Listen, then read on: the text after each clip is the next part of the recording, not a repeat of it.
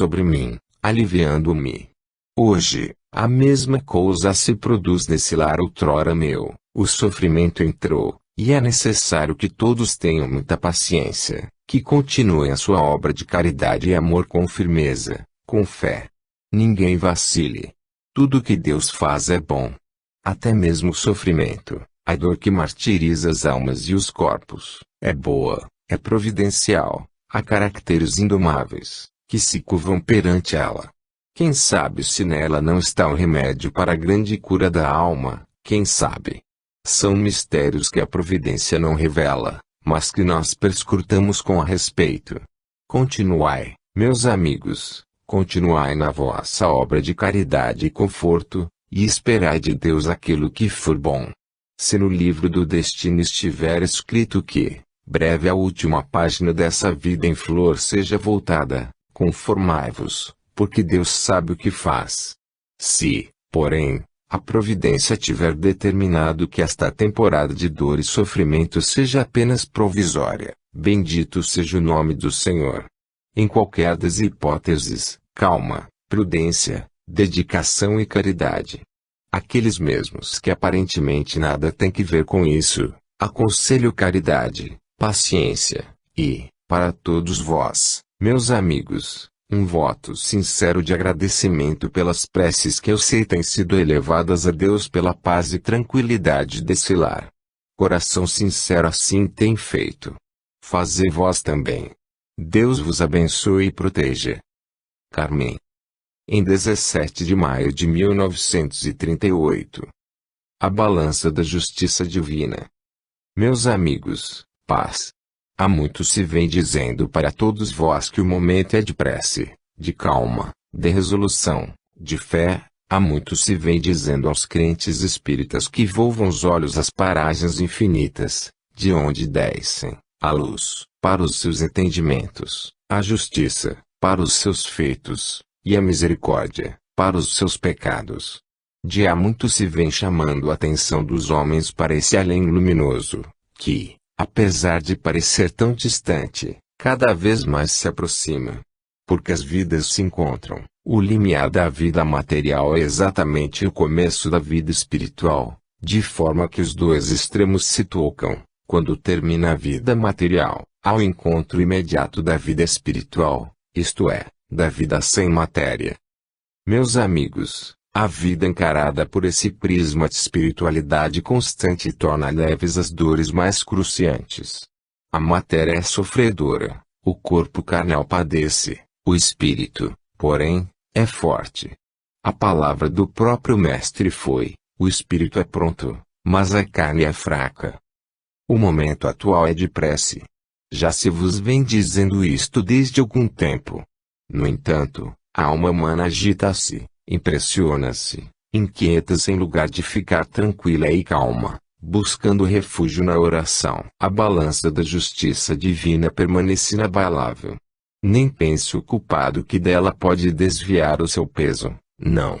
A balança da justiça divina é intransigente, porque apura até o último ceitil. E assim deve ser, e assim é. E isso não deve de forma alguma inquietar a alma crente, porque nessa balança não se pesam apenas os feitos maus, também as ações boas, os atos generosos. Tudo isso é pesado, e muito bem pesado, na balança invisível do infinito. Meus amigos, o vosso momento terreno reclama do homem espírita muita ponderação e critério. E a melhor forma de agir, nessas ocasiões, é entregar o espírito francamente à meditação evangélica, buscando como fazia o Mestre, afastar-se do boliço do mundo, para, no silêncio no recôndito do seu ser, consagrar-se a Deus inteiramente, para a vida e para a morte. Quem realiza esta verdade passa a vida tranquilo, livre das perturbações assustadoras do desconhecido. A travessia tem de ser feita.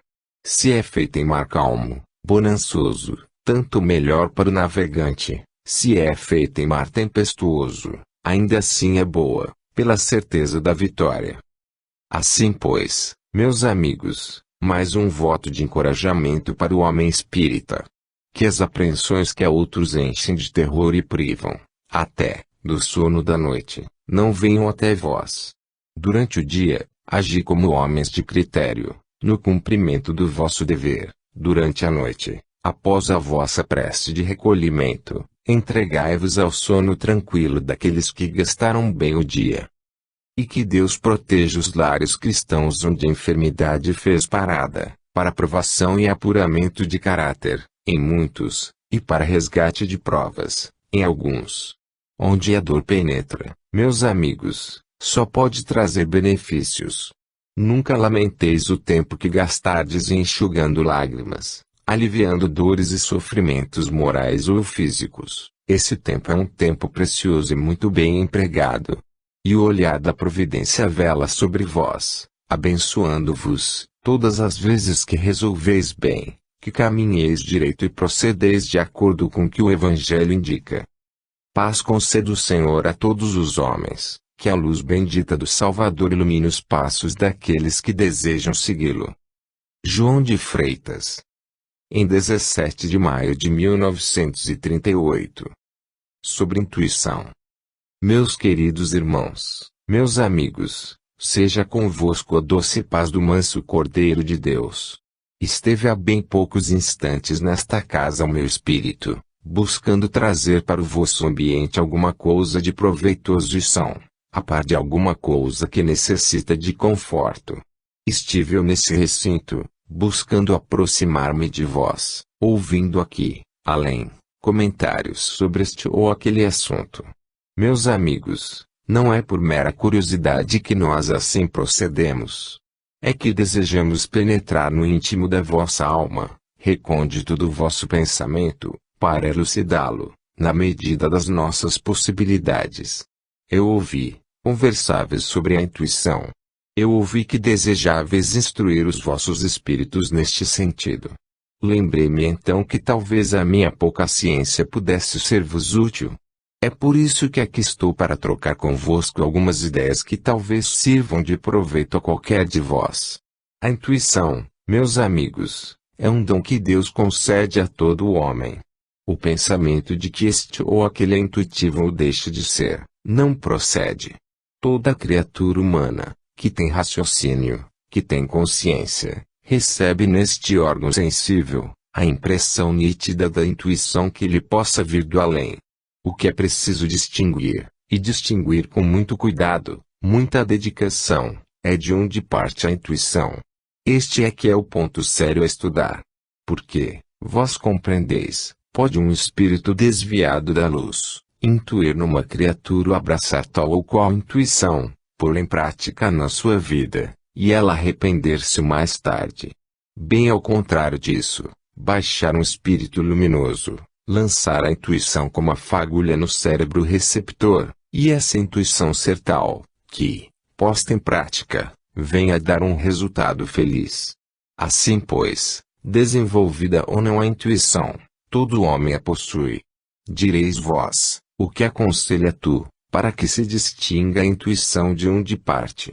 Eu vos explico, meus amigos. Todas as vezes que a intuição vinda ao vosso cérebro em busca do vosso espírito colidir com o preceito evangélico do Cristo, esta intuição não é boa. Todas as vezes que a intuição vier a vosso cérebro e essa intuição estiver dentro dos ensinamentos cristãos trazidos por Jesus, esta intuição é boa. Assim pois, suponhamos que alguém se vê num embaraço grande, na vida terrena, e quer resolver por si esta questão. Uma questão de brio, de honra, de dignidade, destas que os homens vulgarmente dizem que só pode ser lavada com sangue. Deve o homem distinguir a intuição que lhe venha, porque o espírito inimigo, o espírito lançador da discórdia, lhe dirá imediatamente: mata, fere, elimina esta vida que só serve para te fazer mal, ou então lhe dirá: suicida-te, não poderás viver com esta mancha. Sai do mundo, mas sai limpo. Esta intuição é pérfida, esta intuição é errada, porquanto o mandamento explícito do Mestre é: não matarás. E mais adiante, carrega a tua cruz e eu te ajudarei. Toma sobre os teus ombros o meu fardo, porque ele é leve. A intuição do Espírito do bem lhe dirá: meu filho, Tu estás à borda do precipício, afasta-te. É certo que estás a sofrer, é certo que mágoas profundas te avassalam o ser, não desertes da vida, sorve o cálice do sofrimento, até a última gota, mas sê cristão até o fim. Esta intuição é luminosa. Vede, pois, meus amigos, que não é tão difícil distinguir as intuições. Todas as vezes que elas colidem com o mandamento explícito do Mestre, todas as vezes que a intuição não é cristã, não serve, é má. Todas as vezes que ela vier paciente e boa, suave e doce, como um beijo do Divino Mestre em fronte angustiada, esta intuição deve ser aceita. Sois intuitivos, sede cristão. Alfredo Barcelos. Em 20 de maio de 1938. Um é o que semeia, outro, o que cefa. Meus amigos, meus irmãos, disse, um dia, o grande Mestre, o Divino Jesus, aos seus discípulos, um semeia e outro é o que cefa. Os discípulos entreolharam-se, na incompreensão do que poderia significar espiritualmente aquela breve sentença. E lhes foi explicado, e essa explicação deve chegar até vós, para também elucidar o vosso entendimento na compreensão exata das palavras do Divino Mestre, da sua alta significação, para que cada vez mais firmeis o propósito de caminhar sempre para frente fazendo a vossa semeadura. Um é o que semeia, outro é o que cefa. Jesus referia-se à sementeira do bem, a sementeira evangélica, que lhe ordenara aos seus discípulos fazerem por toda parte, quando disse, ide, pregai o evangelho a toda criatura.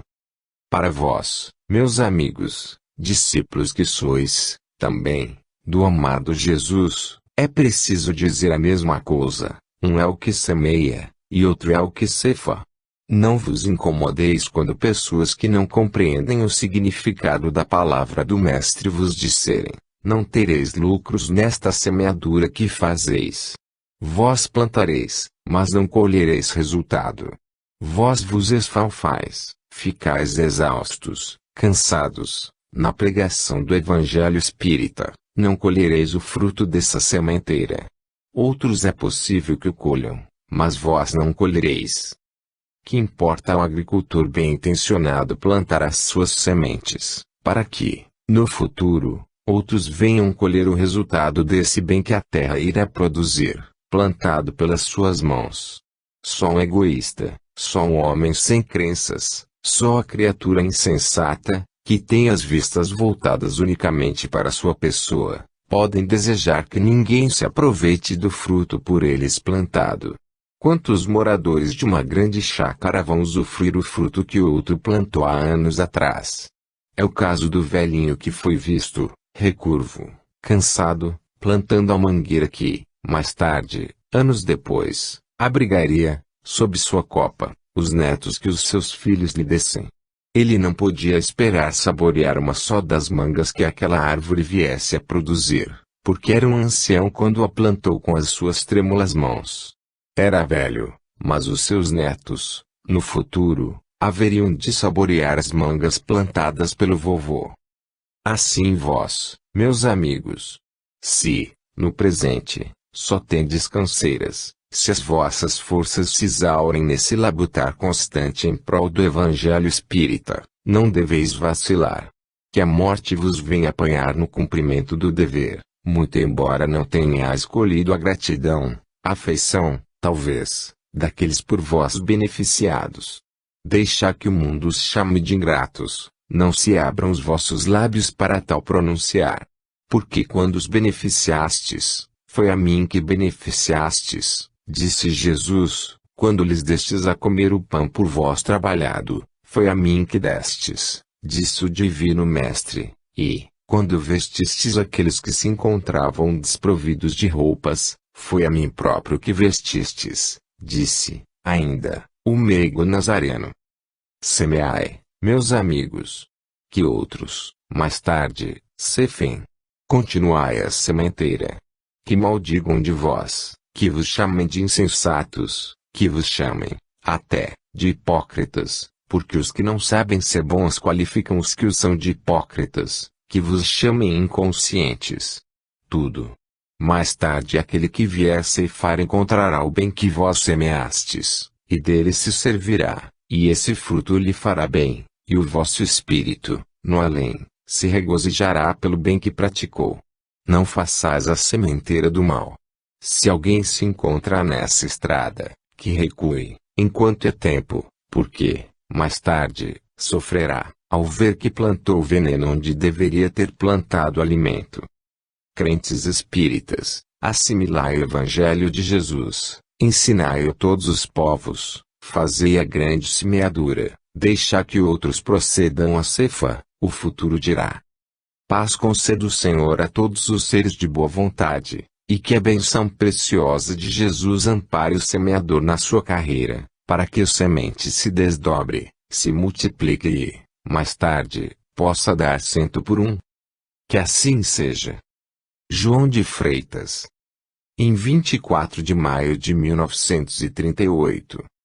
Sobre a palavra dos Espíritos.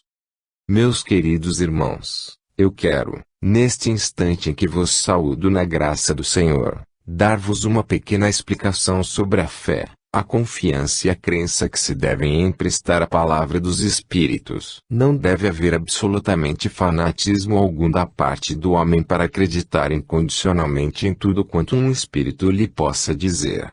É preciso saber quem é o Espírito que falou, quem disse tal ou qual frase, quem fez com tamanha segurança esta ou aquela asserção. Ponto essencial. Se o homem espírita não raciocina e deixa levar na onda dos pensamentos de qualquer espírito fraco, arrisca-se a errar muito na vida. Vós deveis saber, meus amigos, pelos estudos da doutrina que professais, que nem todos os espíritos estão no mesmo nível de adiantamento, como, efetivamente, os homens, na Terra, também não estão no mesmo grau de desenvolvimento intelectual. Há aptidões diversas entre os espíritos, como os há entre os humanos. Na Terra, cada homem está habilitado a responder sobre matéria da sua profissão. Os mais experientes podem dar conselhos sensatos sobre questões morais ou sociais de alta relevância, uma vez que tenham, de fato, idade suficiente para possuir a circunspecção necessária a homens de critério. Vós não ireis, certamente, pedir opiniões criteriosas, de alto valor, adolescentes, não resolvereis problemas sérios da vida pelo parecer de moços inexperientes, em casos tais consultareis, com certeza, os vossos maiores, parentes ou amigos, que julgais sinceros, criteriosos, capazes de dar uma opinião de valor no assunto com que vos desejais ocupar. Assim, entre os espíritos, baixa um espírito brincalhão em alguma sessão. Ele vem alegre, satisfeito, não é um mau, é um espírito folião, digamos, está disposto a brincar, e qualquer afirmativa sua deve ser colocada nesse nível do seu adiantamento. Vós podeis discordar dos seus conselhos. Por que não? Pois se ele é fútil, se não é grave. Se vos vem um conselho partido de espírito de categoria, que bem conheceis, cujo senso, critério e vontade se expressam com firmeza e, ao mesmo tempo, com doçura, por que não seguir? Fanatismo, meus amigos, é sempre prejudicial. Eis porque tantos desastres se têm dado no trabalho espírita, devido à pouca experiência dos seus dirigentes, que aceitaram qualquer intuição, conselho ou parecer de um espírito desencarnado sem saber quem ele é, quem foi, como andou a vida terrena, que exemplo deixou, qual a sua classificação no além, em que zona habita, quem são os seus mentores, qual é o seu trabalho espiritual, que interesse sério revela pelos homens, tudo isso. Vede vós que um mundo de conhecimentos é preciso saber apanhar na expressão de um espírito destes. Mas ele disse. Ele é um espírito bom, vem sempre tão alegre, tão contente, deixa saudades para todos nós, abraços, promete voltar, e, quando fizer, agora, trará flores, muitas flores, para espalhar sobre nós. Ele é tão bom. Meus amigos, Esse tal a quem se referem certamente não é um mal, mas é um espírito inexperiente, é um novel na ciência espírita, é um ser que necessita de mestre para evoluir. E como pode ele ser um mestre, se não é ainda nenhum adjunto? Como pode ser um profissional, se ainda não aprendeu? Deveis ajudar os espíritos fracos, tratá-los com brandura, encaminhá-lo com as vossas preces, responder, de boa vontade, as suas perguntas e escutar os seus raciocínios, mas rebatê-los todas as vezes que eles não estiverem evangelicamente inspirados, rebatê-los e fazê-los compreender que dentro do Evangelho é que se encontra a verdadeira ciência. É necessário tudo isso, meus amigos. Não vos deixeis empolgar por esses diretores de momento, que são apenas indivíduos de boa vontade, quando muito, e, as mais das vezes, espíritos fúteis, que desejam, como os homens vulgares, assumir posição de destaque, nada mais. Vede um homem de capacidade, quando se lhe entrega um trabalho de responsabilidade, ele mede o esforço que precisa despender para aquilo, e não acha fácil. Ao passo que o homem vulgar, isto não tem dificuldades. Isto se faz em 5 minutos. É assim, meus amigos. Tudo na vida requer critério, peso, pensamento ativo, calma e resolução. Atendei aos conselhos dos vossos mentores, mas não vos deixeis empolgar pelas facilidades dos espíritos fúteis, que, às vezes, se arvoram em diretores, de sessão, para prejudicarem os trabalhos. Deus vos abençoe, proteja e guie sempre. Max. Em 24 de maio de 1938. A tentação. Amados irmãos, meus muito queridos amigos, desça sobre vós a luz e a benção do Senhor. Quanto se alegra o meu espírito em poder visitar-vos constantemente, trazendo-vos a certeza da nossa solidariedade convosco, e abrindo os vossos olhos à verdade que desejamos ver impressa no vosso entendimento. Meus amigos, o homem espírita deve aprofundar sempre a doutrina que professa, buscando nos ensinamentos a rimo, que às vezes lhe falta, buscando a explicação de tudo aquilo que a sua mente não pode compreender, procurando estudar, para crer com sinceridade e raciocínio.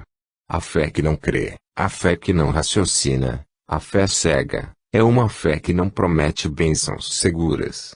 As suas promessas são promessas falazes e facilmente deixam de se realizar, porque não exprimem verdade.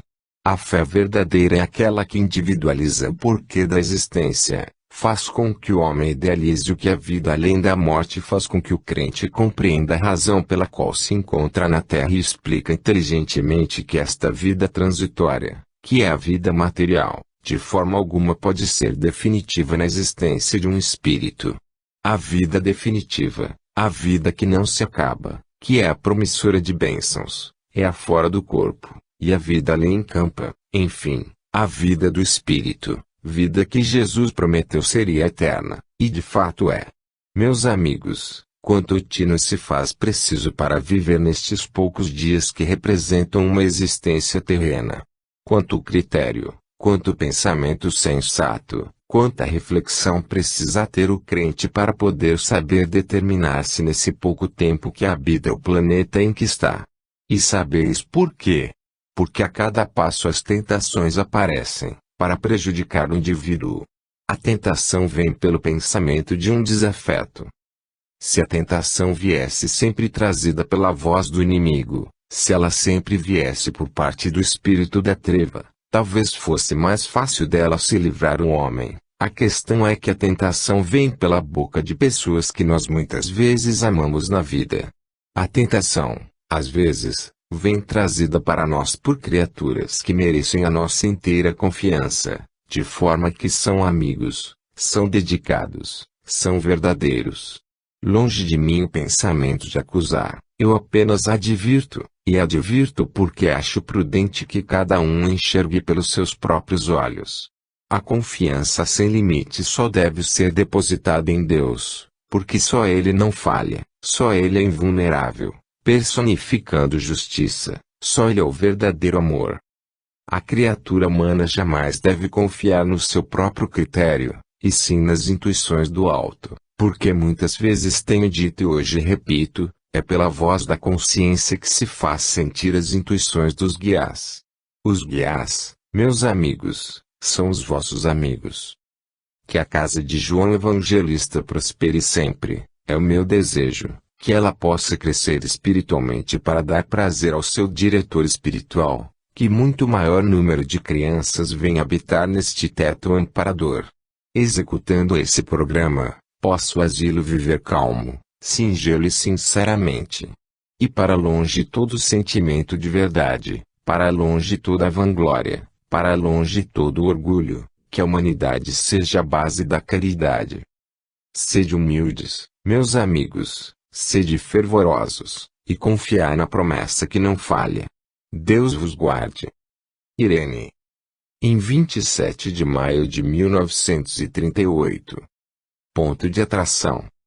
Meus amigos, meus prezadíssimos irmãos, seja convosco a graça de Jesus. Preciso abordar assunto nesta hora de alta relevância, mas que precisa ser cuidado com certa prudência. Meus amigos, todo crente espírita deve saber que há um ponto de atração no seu espírito. Não há ninguém na Terra que não atraia, todos atraem. Tal seja a natureza dos pensamentos da criatura, tais serão as suas atrações. Quando é terna, boa, meiga, caridosa, ao redor disso influências estranhas não se podem adaptar, porque não encontram ambiente para isso. A própria investidura, quero dizer, a investidura do seu caráter, repele atração de certa ordem. Quando, porém, por uma fraqueza, por um movimento qualquer de vaidade em seu espírito, essa criatura dirige os seus pensamentos para qualquer ponto anticristão, a consequência não se faz esperar. Nós, porém, que já palmilhamos este mundo ingrato de decepções e dores, temos por dever amparar o fraco. Não são os fortes que necessitam de apoio, são exatamente os fracos, os que desfalecem no trânsito diário da vida. Os que fraquejam em seus propósitos, a esses nós temos por dever acudir para que o seu pé não vacile. É um conselho útil que venho dar para esta assistência. Trancai as portas das vossas almas, trancai os vossos espíritos a toda impressão errônea, abri imediatamente as portas das vossas almas, às inspirações do alto. Homens, mulheres que me ouvis, nunca vos esqueçais que sois corpo e alma. Da mesma maneira que os vossos corpos necessitam de conforto, necessitam de asseio, necessitam de higiene, do remédio nas ocasiões das moléstias, o vosso espírito também necessita de cuidados especiais para conservar a sua fortaleza. Quem, porém, dedica sua existência ao corpo, tonificando-o, vestindo-o, enfeitando-o, cuidado da sua pele, exagerando até nos cuidados parciais que ele deve conceder, esquecendo a parte moral do seu ser, por ele julgado perfeito, cedo ou tarde se arrepende. A mulher virtuosa não cessa de velar pela sua virtude. A mulher caridosa não cessa de velar, para que a lâmpada da fé caridosa jamais se apague no seu ser, e continue a trajetória da vida, suportando as mágoas que a todos vêm, suportando as dores que constituem provas, porque o amparo do alto não faltará. Quantos assistem sessões, leem comunicações, têm prazer em ouvi-las, compreendem, pela cultura intelectual que possuem, o uso das coisas que lhes são ministradas, e apenas inteligentemente, apreciam o ato de uma manifestação espiritual. No íntimo do seu ser, na sua consciência, não procuram corrigir um só deslize por mais leve que seja. Continuam da mesma forma a palmilhar os dias terrenos com a mesma orientação, com o mesmo modo de pensar, sem corrigir sequer a mínima falta. Para tais pessoas a comunicação não tem valor. Quantas vezes tenho sido testemunha de crentes espíritas fracos, pobres, sem valor perante a sociedade, pedirem a Deus a força para resistirem a um vício que os faz sucumbir e conseguem. Sei eu de um ser que em paragens longes deste asilo, mandou pedir um conselho para abandonar um vício que subjugava. Confessou que era viciado, o álcool o empolgava, pedia misericordiosamente às portas do asilo espírita a João Evangelista, para que Deus lhe desse a graça de poder resistir à tentação do álcool, e resistiu. Lendo as páginas da revista que publicais, ele viu que deveria ter coragem nessa situação.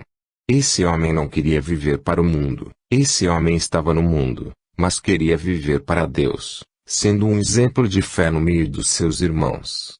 Mas abraçar as comunicações sem considerar inteligentemente uma linha que lhe toque, apresentando-lhe as suas faltas, querer continuar amando a vaidade, a ambição, embora sem prejudicar a ninguém, esquecendo-se que a si próprio está prejudicando, nem como humanos, nem como seres desencanados, temos o direito de prejudicar os outros ou prejudicar a nós próprios. Orai, para que do alto, então, possa vir o socorro e nunca vos esqueçais de que abrindo a porta, o obsessor penetra. O que fecha a porta ao obsessor, é o coração caridoso, doce, do crente que procura se corrigir, nas mínimas faltas. Deus vos abençoe, e a nós conceda a instrução para abrir os vossos entendimentos no que for necessário. Isaura. Em 27 de maio de 1938. A verdade do Espiritismo. Meus amigos, meus prezados irmãos, eu vos saúdo na fé cristã. Espiritismo se sente cada vez mais forte, para realizar a obra de evangelização da humanidade, dentro dos moldes pacíficos do Evangelho cristão. A obra de regeneração importa, vós o sabeis, na salvação dos espíritos. O Espiritismo se sente forte para encaminhá-lo ao redil do Senhor, a fim de se tornarem batalhadores do bem, conquistadores das vitórias morais, exemplificadores da fé. Nenhuma outra doutrina pode conseguir tão cabalmente como esta, trazida pelo Consolador bendito, prometida pelo Mestre. E sabeis por quê?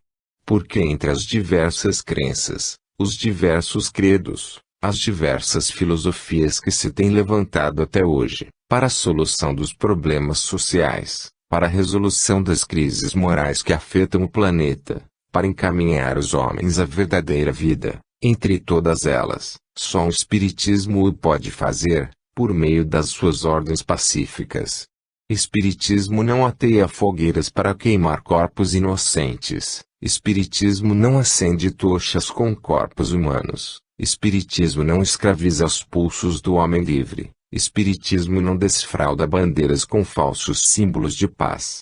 Enquanto outros credos estabelecem o pânico, a guerra, a turbulência no seio da sociedade, Espiritismo prega e exemplifica a paz. O homem espírita ama o sossego, ama o aconchego da sua família, o seu lar, deseja que sua mãe, sua esposa e seus filhos, tenham o verdadeiro conforto, a tranquilidade para poder viver em paz. Os homens pertencentes a outros ismos, a outras teorias, ateiam o fogo insensato das guerras, e da prepotência da força bruta para subjugar o fraco. O pobre serve, tão somente, para degrau em que lhe pretendem subir e depois empurrar com o pé. Só o Espiritismo prova a verdadeira liberdade, porque não amesquinha o caráter humano, não tolhe a liberdade do indivíduo, não prega teorias do que o escravizam, prometendo-lhes flores e bênçãos. Só o Espiritismo lhe diz, meu irmão, segue o caminho da tua vida porque perante Deus todos os espíritos são iguais. O que difere, no planeta em que habitas, é a prova. Uns vêm para se exercitarem na pobreza, outros vêm na abundância, para que não se orgulhem dela. Um vem com sabedoria nas letras ou nas artes, para que não ufane dessa mesma sabedoria. Outro vem ignorante e fraco para dar um testemunho de humildade perante o mundo. Só o Espiritismo explica essa desigualdade social.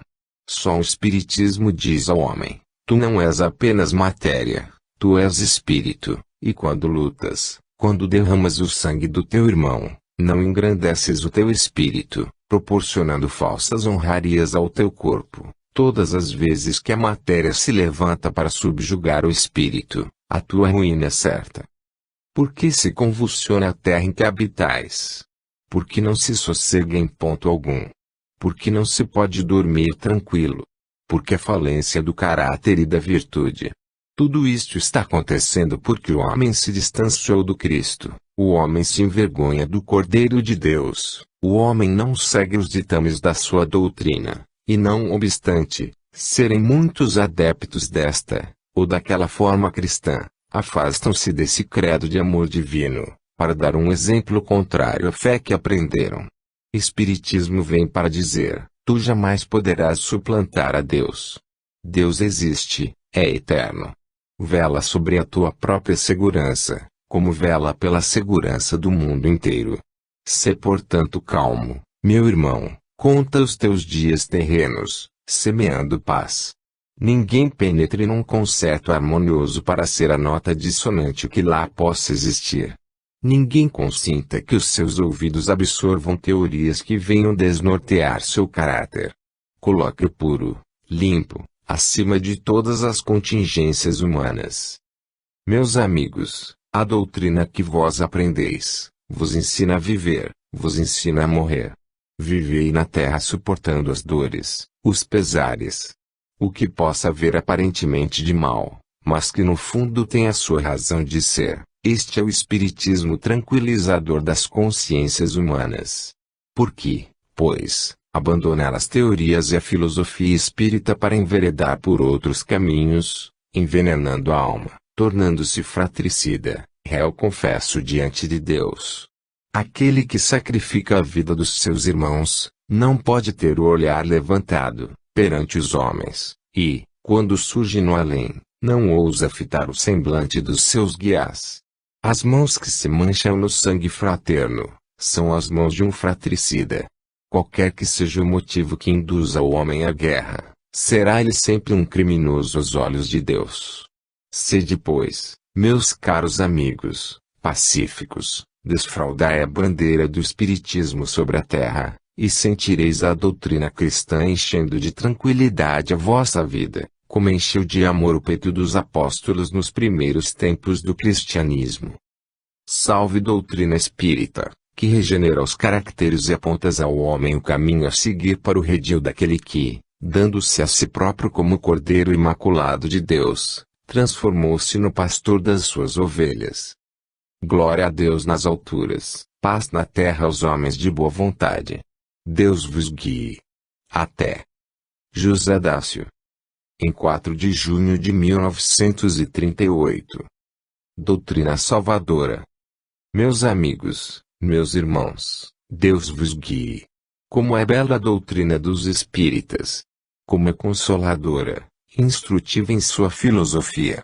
Como é clara e lúcida em suas verdades. Como é inabalável em sua justiça. Como é caridosa em sua bondade. Não há doutrina mais nobre, mais elevada, mais pura. Absorvei, meus amigos, todos os ensinamentos que vos fornecer a filosofia espírita que abraçais. Nesta sessão, tão breve, quantos exemplos tivestes vós do poder dessa doutrina salvadora? Quantos, por desconhecerem os seus conhecimentos, se precipitaram no mundo de erros, no abismo insondável da vaidade e do orgulho, prejudicando a si próprios? Quantos, desconhecendo o seu valor como espíritos, continuaram a pensar que eram homens materiais? Quantos, por desconhecerem a sua lei, praticaram maldades contra o seu semelhante? Meus amigos, Deus em sua alta sabedoria nos encarrega de missões, tarefas a desempenhar, cada qual mais nobre, cada qual mais difícil, cada qual mais preciosa. É assim que buscamos, no espaço infinito, seres que se supõem materializados ainda, e os trazemos para vós, ou para outros centros, para que sejam esclarecidos e compreendam que não pertencem à terra. Que a doutrina espírita em vosso meio seja ensinada, desde os seus primórdios até o seu franco desenvolvimento. Quantos seres no espaço com sede e fome de justiça? Quantos na terra desconhecem o valor do espiritismo? Não vos canseis de praticar esta doutrina salvadora, e começai desde a infância, porque a infância absorve os conhecimentos que lhes são ministrados. Nem se diga que as crianças não sabem guardar as sementes que se lhes entregam.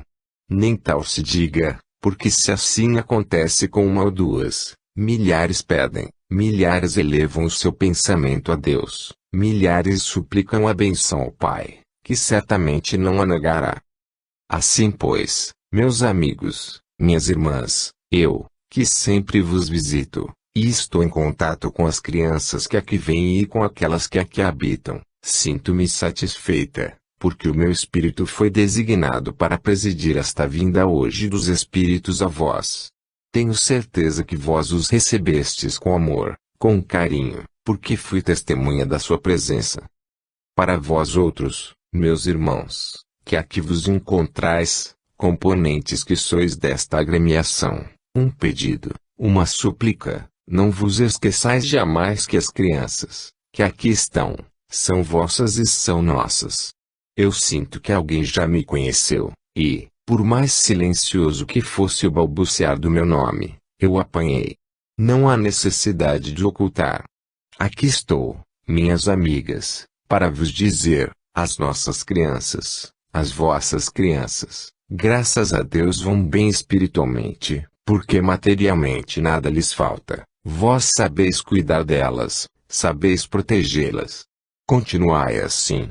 É para nós uma alegria, ver que vós vos ocupais daqueles que nada têm.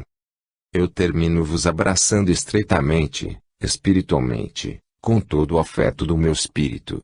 Deus vos guarde e proteja. Irene. Em 3 de junho de 1938. Vós sois luzeiro do mundo. Meus amigos, meus irmãos, Deus vos abençoe, na hora em que vos congregais em nome do seu bendito Filho.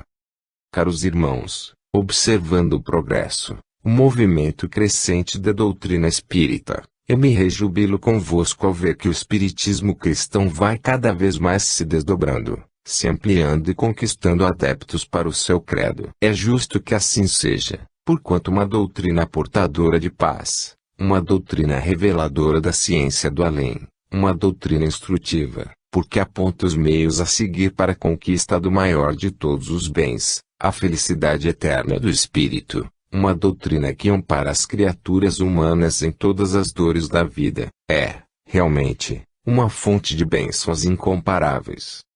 Graças a Deus, dado o progresso que, aqui além, o espiritismo vai fazendo na humanidade, é inegável que a passos rápidos ele caminha, sendo grande o número de pessoas que se aproxima da verdade para colher os benefícios de que precisam para a instrução dos seus espíritos. Não sejais, pois, desanimados nem descrentes por não verdes o fruto imediato do vosso trabalho. A propaganda espírita é árdua, a tarefa é exaustiva e, sobretudo, delicadíssima. É preciso saber levar a palavra do Senhor com brandura, mas, ao mesmo tempo, com perseverança e tenacidade, para não afrouxar o zelo daqueles que batalham pela sua santa causa. Vós sois luzeiros no mundo, disse o Mestre, que a vossa luz resplandeça diante dos homens, para que, olhando para as vossas obras, possam crer. Isto disse Jesus, naquele tempo, aos seus amados discípulos. São palavras que, ainda hoje, podem ser repetidas aos vossos ouvidos. Meus irmãos, vós sois a luz que deve alumiar os passos dos que não sabem crer. Pela vossa vida, pela vossa conduta, pelas vossas palavras, pelos vossos gestos, o mundo saiba que sois espíritas, e que é o espiritismo que inspira todas as vossas ações, é o espiritismo que vos coloca no verdadeiro ponto em que deveis estar e que vos faz pressurosos a correr a outro ponto, quando lá está o vosso dever. Continuai essa sementeira do bem, pelas vossas palavras e pelas vossas ações.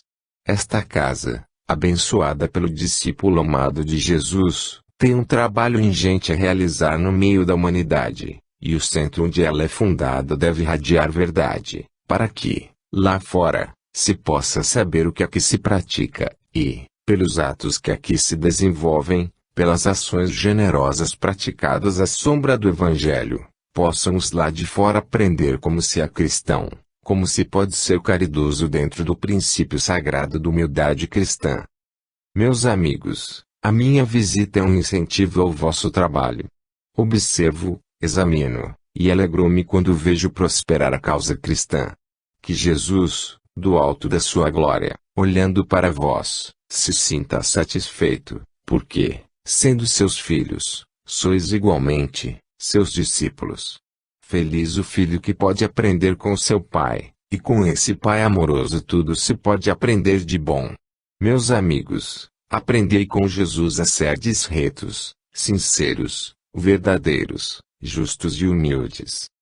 Deus vos abençoe, neste trabalho de todos os dias em prol da propaganda espírito-religiosa, que a sua paz se estabeleça entre vós e convosco permaneça para sempre.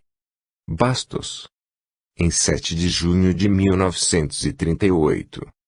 Sobre o interesse espiritual.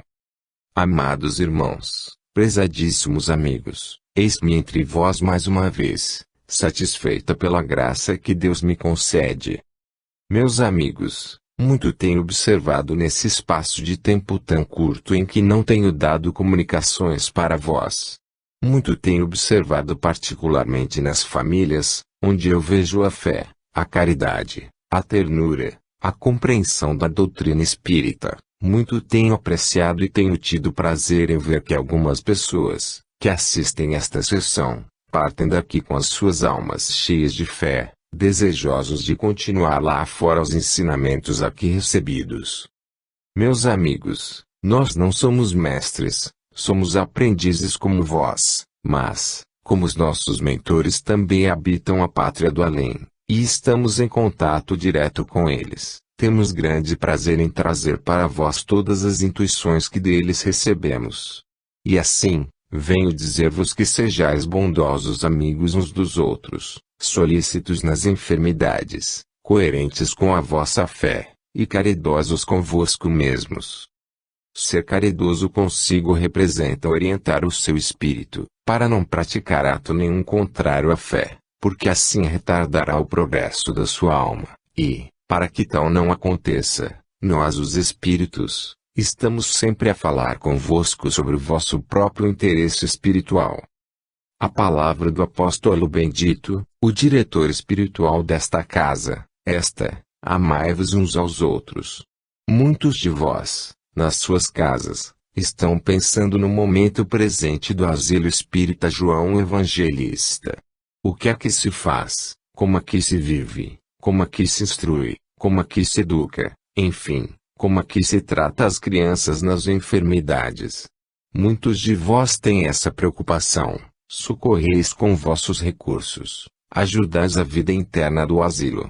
Benditos sejais, todas as vezes, que, daquilo que vos sobrar, deixardes um pouco para as crianças, que são de Jesus, porque são de João Evangelista. Deus vos abençoe a todos vós. Maria Luísa. Em 17 de junho de 1938. Vida imperecível é a do Espírito. Meus amigos, prezadíssimos irmãos, que a paz bendita do Salvador esteja em todos os lares e convosco permaneça. Compreender os mistérios do além, aceitá-los pela inteligência e pela razão é dever de toda criatura espírita.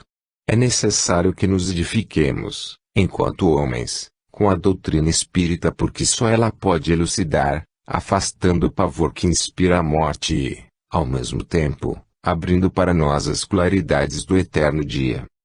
Meus amigos e meus irmãos, se a morte viesse apenas para os homens de idade, como eu, ou para senhoras igualmente não jovens, seria, talvez, para os humanos, acertado. As crianças não deviam partir, as moças deveriam ficar, os rapazes, igualmente viver na terra, casais novos continuarem a viver em paz, e os velhos, no descambar da existência, quando o corpo já não tivesse forças para suportar os embates da prova, estes, então, partiriam até logo. Não é assim, porém, meus amigos, é preciso compreender que a idade do corpo não é a idade do espírito.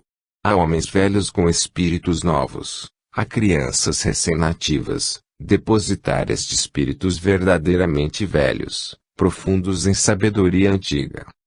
Meus amigos, tudo o que Deus faz está sempre certo, mas não se deve ser fanático, deve-se aceitar, com o espírito da razão e da inteligência, que discerne as coisas, as explica, e, a razão, coerente com ela, as abraça. Isso é que se compreende. Ora, o espírito quando desce à matéria, ou tem uma tarefa a desempenhar, ou tem uma dívida a resgatar. Se tem uma tarefa, cedo ela se manifestará. Se tem uma prova a cumprir na vida, dela não poderá se eximir. Os mortos, meus amigos, não são os espíritos, são os corpos. Não há espíritos mortos, há corpos que morreram. É certo que a humanidade é fraca e os seres humanos sentem saudades da figura carnal daqueles que andavam em seu meio, que viviam na sua casa, que penetravam em seus lares. Há de haver alguém que se lembre de mim, quando a hora certa, fazia minha matinal visita, como houve alguém, também, que me esperava à sua janela, para me fazer entrar, e me passar o seu pitozinho, com este sol, a subir esta rua. Por que não vem mais cedo? Pois se a minha hora de consulta é esta. Quantas vezes descansei nesse lar, conversando, trocando ideias, recebendo afagos, como se fosse uma segunda família. É lógico que se sinta, nem pode ser de outra maneira. Mas daí a desesperar, daí a não compreender a vontade de Deus, é sacrificar a evolução do espírito. Não, isto nunca. Quantos de vós, sentados nesta mesa, de onde eu falo neste instante, tendes uma saudade dolorosa a recordar? Quantos em vez de uma têm outra, mais outra, e talvez ainda mais outra? Quantos? Todos os lares passam esse momento de dor. É verdadeiramente cruciante ver rolar as lágrimas pela face de uma mãe, que gastou o último recurso para salvar a vida material do seu filho, e o vê inanimado sobre uma mesa para sair da casa onde nasceu e não mais voltar. É realmente muito doloroso. Mas a reflexão deve vir, é o corpo que saiu definitivamente, porque o espírito pode estar com os seus, pode abraçá-los espiritualmente, pode consagrar-lhes o seu amor. Meus amigos, orai pelos vossos falecidos. Lembrai-vos, porém, de que eles são vivos, mortos são os seus corpos. E dá glória a Deus. Alfredo Barcelos. Em 17 de junho de 1938. Uma inesperada visita. Crentes, irmãos amados do Asilo Espírita João Evangelista, a minha saudação fraterna a todos vós. Longe está o vosso pensamento, neste instante, de poder imaginar quem vos fala. O Senhor concedeu-me a graça de vir até vós, no anseio que tinha de me comunicar com os terrenos. Sinto, dentro do meu espírito, certa tristeza, por não ver em vosso grêmio ninguém dos meus, isto é, dos meus que me pertenceram na terra, porque dos que me pertenceram em outras vidas encontro a vossa sala repleta. Aqui estou, sentindo-me feliz entre vós, eu, que, se vivesse na terra, completaria, em 24 de junho, 20 risonhas primaveras. Seria uma moça benquista e feliz no seio dos meus, e, certamente, nada me faltaria de conforto no lar que me pertenceu, onde sempre fui estimada, querida, e onde encontrei bondade, a par do afeto entranhado que todos me dedicavam. Deus, porém, havia escrito, no livro da minha vida, que eu não passaria dos 14 anos, Deus havia escrito que, bem jovem ainda, eu teria de alar-me à mansão onde habitam irmãs nossas, igualmente jovens, queridas, saudosas dos seus. Como poderia o meu espírito recusar essa honra, que outra coisa não é sair de um planeta como este para ser colocado na fileira daqueles que trabalham na vinha do Senhor? Fui chamado e parti. Quantas lágrimas, quantos soluços, quantas dores acompanharam esta partida, podeis imaginar. E, ainda hoje, a minha família, desolada, se recorda da data que me viu nascer. O 24 de junho que se aproxima será lembrado por ela com viva saudade. Diz ele: se vos for fácil, se tiverdes oportunidade para isso, que sou feliz, que viajo, que me instruo, que aprecio de perto a beleza das constelações e os sistemas estelares que enchem o universo. Diz ele que posso respirar bem nos planos siderais onde quem tiver manchas na alma não poderá penetrar.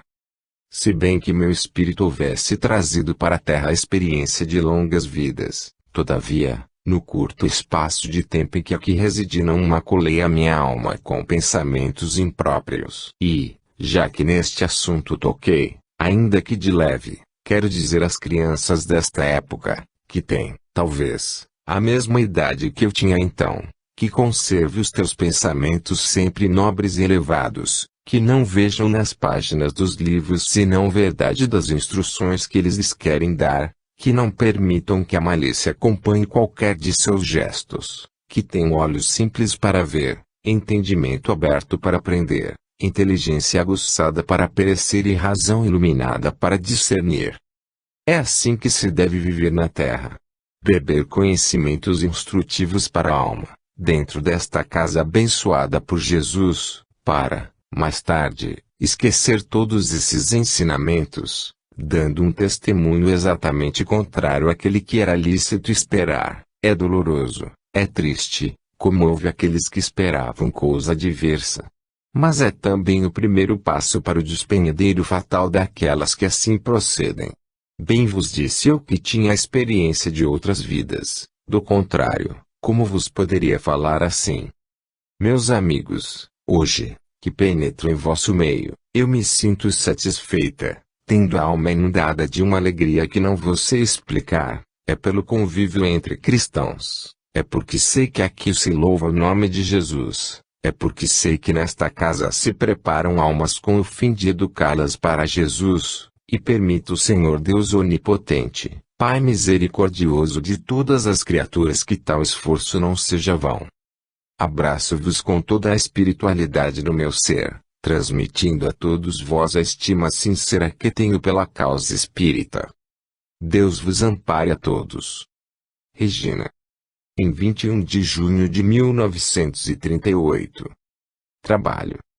Meus amigos, poucas palavras, para o encerramento do vosso estudo de hoje.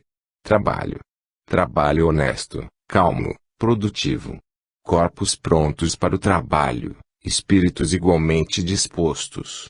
O corpo saberá prover as necessidades da sua própria existência. O pão ganho com o suor do rosto regozija a alma. O dinheiro honesto, recebido pelo trabalhador, pelo obreiro digno do salário, trará paz e tranquilidade ao seu ser. O trabalho espiritual ilustrará a mente, desenvolverá a inteligência, iluminará o espírito. Assim, pois, meus amigos, o conselho é este: para longe a ociosidade, ela gera todos os vícios, ela alimenta os pensamentos maus. Seja qual for a situação da criatura, homem ou mulher, a não ser que esteja na enxerga de um hospital, pode dar ao corpo seu trabalho, assim como a inteligência o seu esforço. A recompensa será dada por aquele que tudo vê e que premia de acordo com a sinceridade do feito. Deus vos guarde a todos. Max. Em 21 de junho de 1938. Jesus e João. Irmãos amados e meus amigos, seja convosco nesta hora o amor de Deus, a sua paz. Meus amigos, o mundo cristão relembra hoje a figura majestosa do precursor do Divino Mestre, João, o Batista.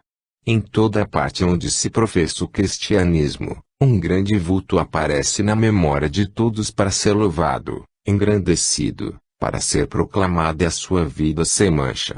Quem foi João, o Batista? Aquele a quem o Mestre chamou maior entre os nascidos.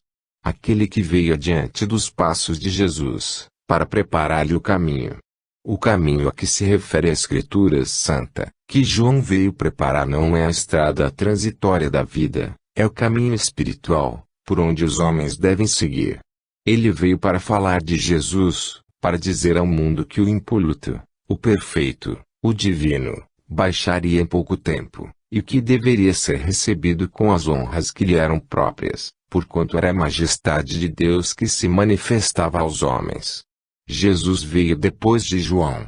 E ainda ressoam aos ouvidos de todos as palavras do precursor quando dizia: fugi da ira vindoura, andai pelo caminho da retidão e da justiça, abandonai os falsos tesouros, não façais alturas para o vosso próprio